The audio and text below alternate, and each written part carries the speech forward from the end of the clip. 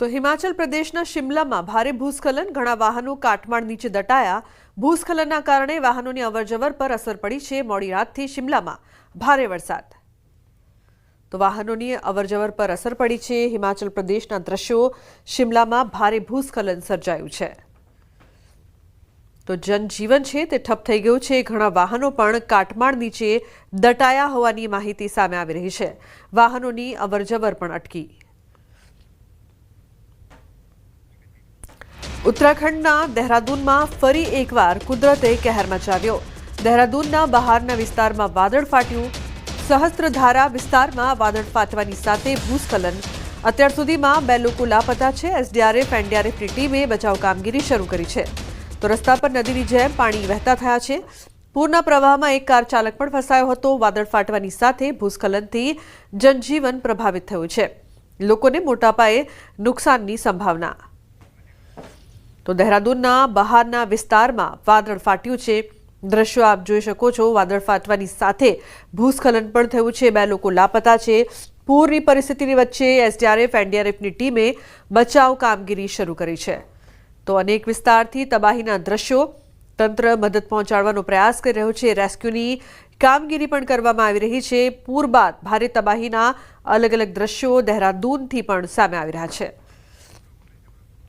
તો એસડીઆરએફ એનડીઆરએફની ટીમ છે તે બચાવ કામગીરી કરી રહી છે। લોકોને બચાવવા માટે પણ સતત પ્રયત્નશીલ છે। 2 લોકો હજુ પણ લાપતા છે, તેમની શોધખોળ કરવામાં આવી રહી છે। તો તબાહીના દ્રશ્યો આપ જોઈ રહ્યા છો ઉત્તરાખંડના દહેરાદૂનથી, જ્યાં વાદળ ફાટવા બાદ કેવી પરિસ્થિતિ છે।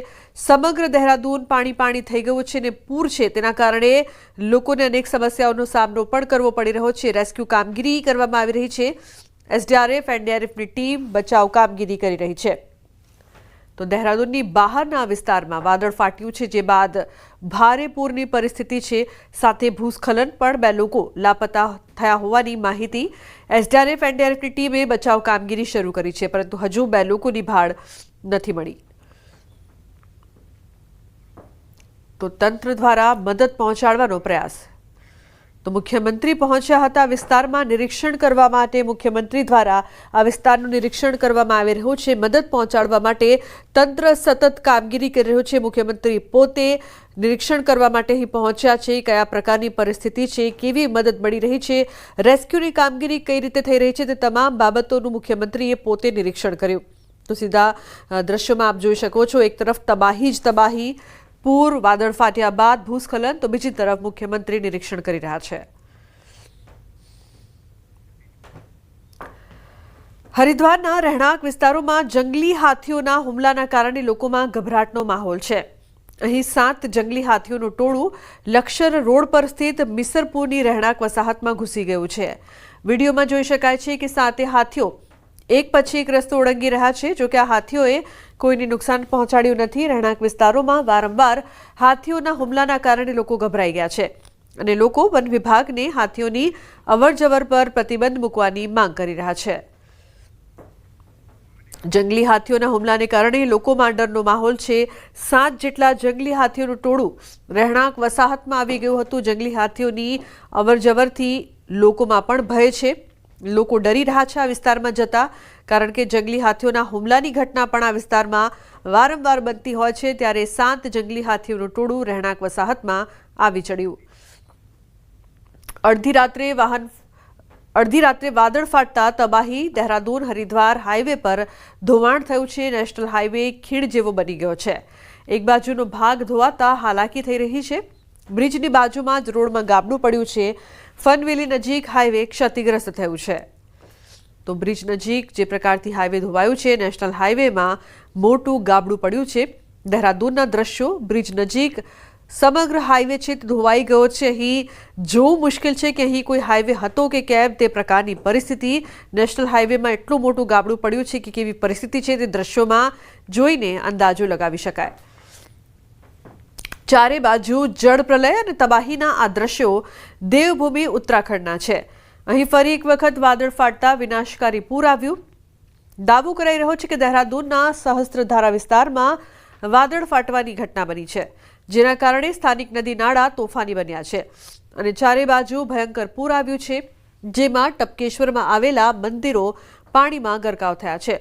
દ્રશ્યોમાં જોઈ શકાય છે કે હનુમાનજીની મૂર્તિ પાણીમાં છે. સ્થાનિકોના દાવા પ્રમાણે એક સમયે એટલું પાણી હતું કે હનુમાનજીની મૂર્તિનો માત્ર મુગટ જ દેખાતો હતો. અનેક વાહનો પાણીના પ્રચંડ વેગમાં ફસાયા છે. રોડ પર જ્યાં જુઓ ત્યાં કાટમાળ નજરે પડી રહ્યો છે. ઘર દુકાનો બધું જળમગ્ન જોવા મળી રહ્યું છે. કપડવંજના 30 પ્રવાસીઓ જોશીમઠ નજીક ફસાયા છે. કપડવંજના પ્રવાસીઓ બદ્રીનાથ જઈ રહ્યા હતા. ભૂસ્ખલનના કારણે રસ્તો બંધ થતા ફસાયા છે. 2 દિવસથી રસ્તો બંધ થતા ફસાયા છે. રસ્તો બંધ થવાના કારણે ભારે ટ્રાફિક જામ પણ થયો છે.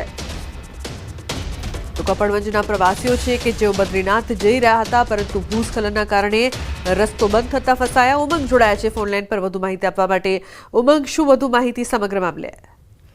બિલકુલ ચોક્કસથી રૂપા, જે પ્રકારે ઉત્તરાખંડ અને હિમાચલ પ્રદેશમાં અવિરત વરસાદ વરસી રહ્યો છે અને જે પ્રકારે આગળ ભૂસ્ખલનની વારંવાર ઘટનાઓ થતી હોય છે, ત્યારે કપડવંજ એક પરિવાર છે, જેટલા 30 જેટલા જે ફેમિલી છે, 30 જેટલા લોકો બદ્રીનાથ દર્શન માટે ગયા હતા. 4 ગામની યાત્રા. તે દરમિયાન જોશીમઠથી તો બદ્રીનાથ જતા તે દરમિયાન ભૂસ્ખલનની ઘટના બની હતી અને આ ઘટના દરમિયાન તેઓ ત્યાં આગળ 15 મિનિટ કહી શકાય કે 16 કલાકથી વધુ સમય ત્યાં ફસાયેલા હતા. જો કે અત્યારે મારી થોડી વાર પહેલા તેમની સાથે વાત થઈ, તેમના દ્વારા જણાવ્યું કે હાલમાં પ્રશાસન ત્યાં પહોંચ્યું છે અને ત્યાં આગળ ત્યાં જે રસ્તો છે તે ક્લિયર કરવાની કામગીરી કરી રહ્યા છે, પરંતુ જે અવિરત વરસાદ પડ્યો છે તેના કારણે તેઓને મુશ્કેલી વેઠવાનો વારો આવે છે. જી બિલકુલ ઉમંગ, આભાર સમગ્ર માહિતી બદલ. મુશ્કેલી વેઠવાનો વારો આવી રહ્યો છે. મધ્યપ્રદેશના ઇન્દોરના એરપોર્ટ રોડ પર ભયાનક અકસ્માત. બેકાબુ ટ્રક ચાલકે જાહેર રોડ પર અકસ્માત સર્જ્યો છે. ટ્રાફિકથી ભરચક રોડ પર અનેક રાહદારીઓને કચડી નાખ્યા. આ ઘટનામાં એક વ્યક્તિનું મોત નીપજ્યું છે, જ્યારે 5 લોકો ગંભીર રીતે ઘાયલ થયા છે. અંકિત હોટલથી ગીતાંજલિ હોસ્પિટલ વચ્ચે ટ્રકે અનેક લોકોને અડફેટે લીધા. ઘાયલોને સારવાર માટે હોસ્પિટલમાં દાખલ કરવામાં આવ્યા છે. રોષે ભરાયેલા ટોળાએ ટ્રકને આગચંપીનો પ્રયાસ કર્યો. પોલીસે ટ્રક ડ્રાઈવરને કસ્ટડીમાં લીધો છે.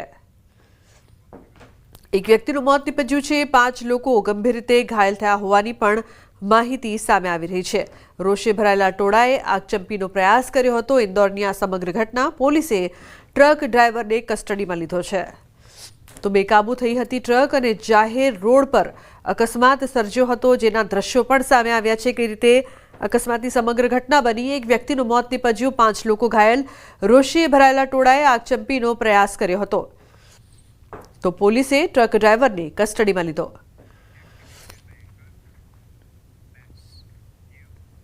વાપી નજીક અમદાવાદ મુંબઈ નેશનલ હાઈવે પર અકસ્માતની ઘટના બની છે. બેફામ ટેમ્પો ચાલકે કાબુ ગુમાવતા એક મંદિરમાં ઘૂસી ગયો.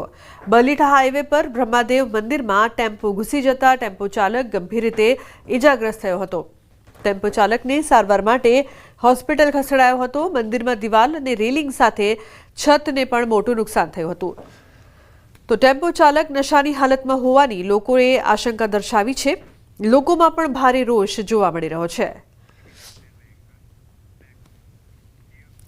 આણંદના બોરસદમાંથી કૂટણખાનું ઝડપાયું છે. આણંદ એસઓજીએ બોરસદમાં ચાલતા દેહ વેપારનો પર્દાફાશ કર્યો.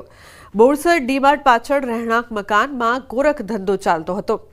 એસઓજીએ 4 યુવતી અને 4 યુવકને ઝડપી પાડ્યા.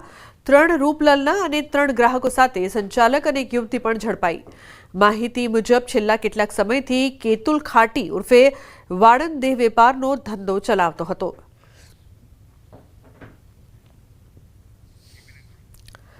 તો 3 રૂપલલના 3 ગ્રાહક અને સંચાલક પણ ઝડપાયા છે. પોલીસ દ્વારા વધુ કાર્યવાહી કરવામાં આવી રહી છે. તો છેલ્લા લાંબા સમયથી કૂટણખાનું ચાલતું હતું. એસઓજીએ બોરસદમાંથી કૂટણખાનું ઝડપી પાડ્યું. સુરતમાં રેલવે સ્ટેશન નજીક સગીરા સાથે દુષ્કર્મની ઘટના બની છે. સગીરા સાથે 2 મહિનાથી દુષ્કર્મ થતું હોવાનો ખુલાસો થયો છે. તો સોનગઢની સગીરા ઘરે ઝઘડો થતા સુરત આવી હતી. રવિશંકર નામના યુવકે સગીરાને પ્રેમ જાળમાં ફસાવી આરોપીના ત્રાસથી કંટાળી સગીરાએ ફરિયાદ નોંધાવી છે.